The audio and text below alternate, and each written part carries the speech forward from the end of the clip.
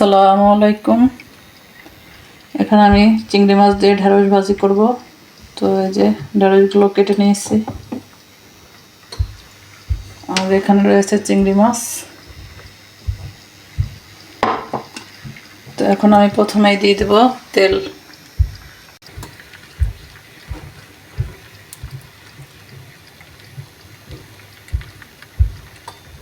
ভাজিতে একটু তেলের পরিমাণটা বেশি দিলে ভালো হয়, ভাজিটা ঝরঝরা হবে।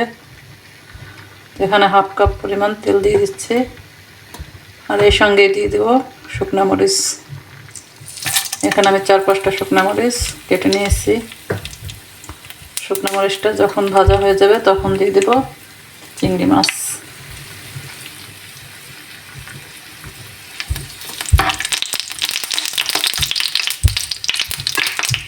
মরিচে কিন্তু সুন্দর একটা কালার চলে আসছে। এখন আমি দিয়ে দেব চিংড়ি মাছ।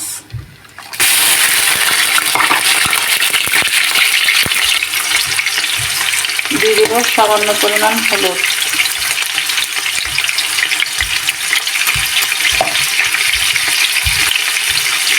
দিয়ে চিংড়ি মাছটাকে হালকা একটু ভেজে নেব। এরপরে দিয়ে দেবো পেঁয়াজ কুচি।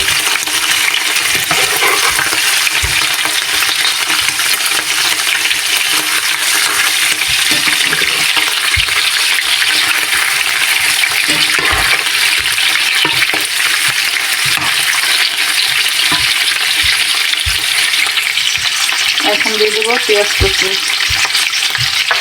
এখানে আমি মিডিয়াম সাইজের একটা পেঁয়াজ নিয়েছি। এর সঙ্গে দিয়ে দেবো কেটে রাখা ঢেঁড়স।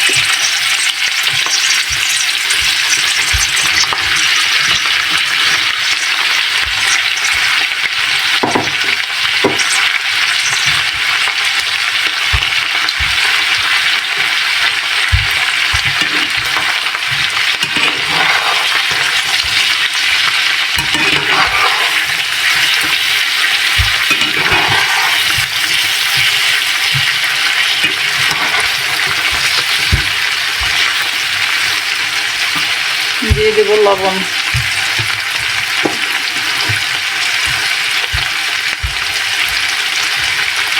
পরিমাণ মতো।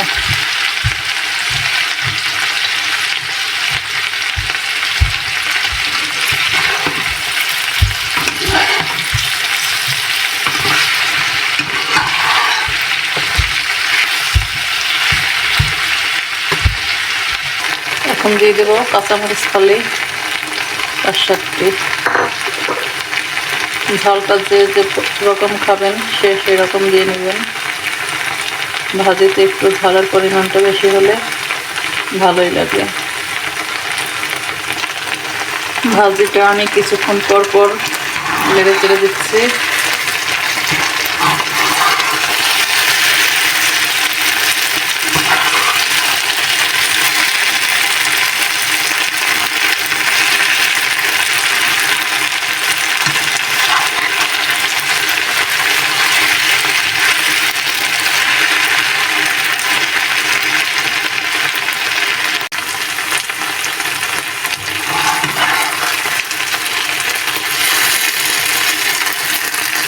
এই যে দেখতে পাচ্ছেন একটু লাগা লাগা ভাব হয়ে আসছে পেঁয়াজটা। তো আমি আরও 2-3 মিনিটের মতো নেড়ে চেড়ে তারপর নামিয়ে নেব।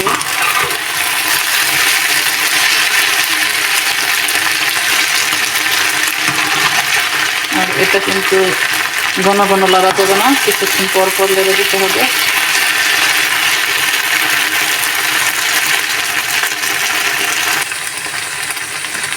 একটু আমার ভাজিটা হয়ে গেছে, এখন নামিয়ে নিব। দেখতেই পাচ্ছেন কতটা ঝরঝরে হয়েছে।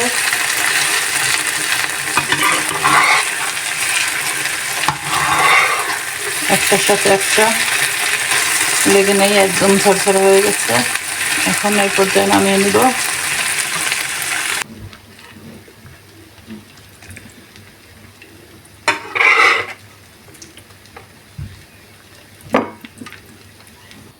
তো এই তো দেখতেই পাচ্ছেন ভাজিটা কত সুন্দর হয়েছে, কালারটাও অনেক সুন্দর আসছে। তো এরকম ভাজি হলে আর কিছুই কিন্তু লাগবে না গরম ভাতের সাথে। তো এই যে দেখতে পাচ্ছেন যেমন ঝরঝরা হয়েছে, কালারটাও অনেক সুন্দর আসছে। তো ভিডিওটা ভালো লাগলে অবশ্যই লাইক, কমেন্ট, শেয়ার এবং সাবস্ক্রাইব করে পাশে থাকবেন। তো সবার সুস্বাস্থ্য কামনা করছি। সবাই ভালো থাকবেন। আসসালামু আলাইকুম।